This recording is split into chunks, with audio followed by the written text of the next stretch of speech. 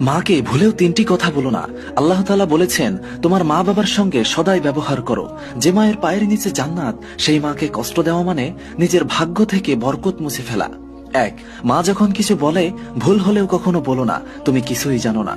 কারণ আজ তুমি যত কিছুই জানো, তার প্রথম শিক্ষক ছিলেন তোমার মা। তোমার প্রথম শব্দ, প্রথম হাঁটা সব তার হাত ধরেই। তাই তার ভুলেও অসম্মান করো না। দুই, কখনো তাকে বলো না তুমি আমার জন্য কি করেছো। কারণ তোমার জন্মের মুহূর্ত থেকেই তিনি তার ঘুম, শান্তি, স্বপ্ন সব তোমার জন্যই ত্যাগ করেছেন। তুমি যত বড়ই হও না কেন, তার ঋণ কখনোই শোধ হবে না। তিন, রাগ করে কখনো মাকে বলো না তুমি আমাকে বোঝো না। কারণ তিনি তোমার জন্মের আগে থেকেই তোমাকে অনুভব করেছেন। তোমার মুখের হাসি দেখলেই তার মন ভরে যায়, আর চোখে জল দেখলে তার বুক ফেটে যায়। তিনি না বুঝলে আর কে বুঝবেন বলো।